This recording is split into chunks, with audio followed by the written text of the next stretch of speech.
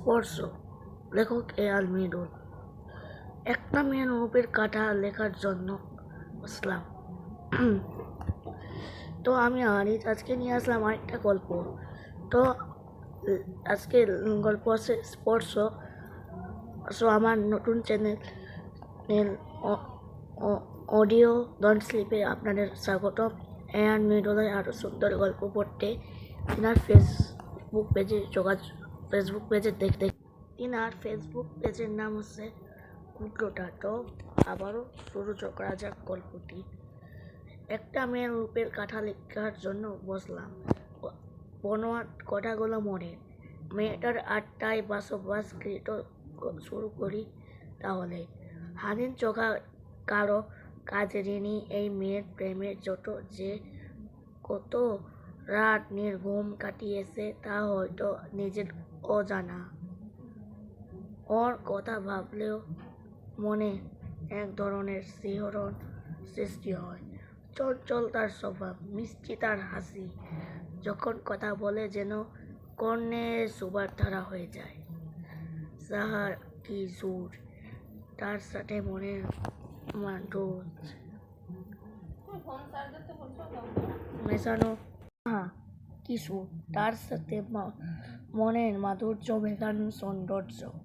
কি সুন্দর কেশ, আহা, মনে হয় যেন কালো কোনো লতা কোনো সুন্দরী বৃক্ষকে জড়িয়ে ধরে। সুন্দরী সৌন্দর্য বহু গুণে বৃদ্ধিতে লেগে আসে। আর যখন হেঁটে যায় তখন তার শরীর পিছনের অংশ খেয়াল করলে দুইভাবে জিনিস লক্ষ্য করা যায়। যখন কেশগুলো বেঁধে রাখে তখন মনে হয় অনেকগুলো কালো গোলাপ মাথায় ফুটে রয়েছে। আর যখন খেলা থাকে তখন মনে মনে যেন কালো যমুনা তার পিঠ বরাবর বয়ে নেমে মাটিতে চুম্বন করতে চাইছে। গায়ের রঙের কথা আর কি বলবে, দুধে আলতা নয়, তবে দুধের সরের রঙের মতো তার রং। এই রং যেন পুরুষদের মুগ্ধ করে জন্মায়। গায়ে মেঠো পথে যখন শাড়ি পরে তখন তার অনঙ্গত, তখন পথের পাশের গাছগুলো কানাকানি করে ঈর্ষা ঝাড়তে থাকে। মেয়েটির সৌন্দর্যের ওপর মাঝে মাঝে মনে হয় এমন ললিত সুন্দরী শুয়ে দেখি, কিন্তু পরক্ষণেই মনে হয় সে তো সামনেই, তাই আর শোয়া হয় না, আর বোধহয় শোয়া হবেও না। কারণ সুন্দরী যে চায় খাটিয়ায় সাদা কাপড়ে বুড়িয়ে আসে, চলে যাচ্ছে সকল কিছু ঈর্ষাকে ভেঙে। এই গল্পটি এতটা ভয়ঙ্কর না হলে পরের গল্পটি একটু ভয়ঙ্কর হবে। একটি ভূতের আত্মকাহিনী, পার্ট 1, লেখক এ.আর মৃদুল। কালই আমার পাড়ায় মার্ডার হয়েছে। খুবই নৃশংসভাবে মারা হয়েছে। একেবারে গলা কেটে তার উপর তার গলা কেটে অংশ দিয়ে রশি পেঁচিয়ে গাছের ওপর ঝুলিয়ে রাখা হয়। অনেকে দেখতে এসেছিল, খুনটাও হয়েছিল একেবারে আমরা যে রাস্তা দিয়ে বাজার যাই, যেহেতু রাস্তার কাছ দিয়ে তাই মানুষ একটু বেশি নিয়ে যায় ময়না তদন্তের জন্য। তা আবার বিকেলে দিয়ে যায়, তারপর কবর দেওয়া হয়। আজ পরীক্ষার রেজাল্ট দিবে, তাই বাজারে আসতে হয়েছে।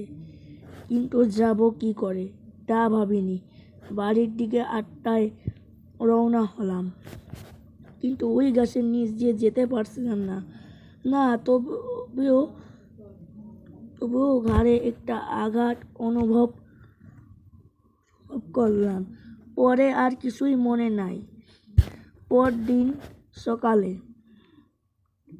নিজেকেও ওই গাছের ঝুলন্ত অবস্থায় আবিষ্কার করলাম, কিন্তু আমার কি মনে আছে আমি রাস্তায় ছিলাম। অনেক মানুষ ভিড় করেছে, আমি শুনছে চিৎকার দিয়ে বলছি আমাকে নামাও, কিন্তু কেউ যেন শুনছেই না। হঠাৎ নিচের দিকে তাকিয়ে দেখি সারা শরীর রক্তে ভেজা। হঠাৎ নিচের দিকে চোখে সারা শরীর রক্তে ভেজা, আর হাত দুটো নিচের দিকে। তবে আমি এখনো ঝাপসা দেখতে পারলাম, গলার নিচে একেবারে এড়ানো। ভয় পেয়ে গেলাম। সকলে বরাবরই করে, সে ভোটে মারছে। কিছুক্ষণ পর দেখলাম মা, বাবা, জেঠা সকলে উপস্থিত। কিছুক্ষণ পর পুলিশ আসলো। এসে আমার দেহ নামিয়ে পোস্টমর্টমের জন্য পাঠানো হলো। আমিও সাথে গেলাম। সেখানে আমার দেহের সাথে আমার মানবিক অত্যাচার চলল। আমরা গলা বরাবর পেট সহ কেটে বের করলো, আনলো কিডনি ও চোখ। তারপর কোনোভাবে সেলাই দিয়ে পাঠিয়ে দেওয়া হলো। আমার পোস্টমর্টম সরাসরি দোজখের কথা মনে হলো। ওখানে জ্যান্ত করে শাস্তি দেওয়া হবে, আর এখানে মৃত শরীরের শাস্তি দেওয়া হয়। কিছুক্ষণ পর আমাকে বাড়িতে পাঠানো হলো। তারপর কোনোভাবে গোসল করে কবর দেওয়া হলো। চেষ্টা করলেও কবর থেকে যেতে পারছিলাম না, তাই চলে আসলাম। গাছের একধারে বসেছিলাম একা একা। এখান থেকে আমাদের বাড়ি দেখা যায়, তাই দেখছিলাম। হঠাৎ ঘাড় ঘোরাতেই গলা কাট মহিলা দেখলাম। ভয় পেয়ে গেলাম। আমি জিজ্ঞাসা করলাম, আপনাকে মারলেন কেন? তিনি বললেন, আমি মারিনি। কাল আমি আমাদের বাড়ি ছিলাম। আমি তো নিজেই জানি না আমাকে কে মেরেছে। হঠাৎ লক্ষ্য করলাম একজন লয় ভয়ে কাজটা পার হচ্ছে, আর পেছন পেছন বাজারে পাগলটা একটা ব্লেড দিয়ে ও একটা দড়ি নিয়ে আসছে। আমার আর মহিলা বুঝতে বাকি রইল না, পাগলটাই প্রায় লোকদের ধরবে। তখনই আমরা পাগলটাকে নিয়ে ক্ষেতের মধ্যে নিয়ে মাথা পর্যন্ত গাড়লাম। কিছুক্ষণ পর ছটফট করতে করতে সে মারা গেল। পরদিন সকালে পাগলটার লাশ পেল। তখন সকলে বলতেছে, এত দিন যত মার্ডার হচ্ছে সবগুলো এটা করছে, ভুট করে নাই। হঠাৎ আমি আমার কবরের দিকে থেকে টান অনুভব করলাম। বুঝলাম ডেকে দাগ এসেছে। তাই মাকে শেষ ফটো দেখে বিদায় নিলাম অন্তিম কালের জন্য।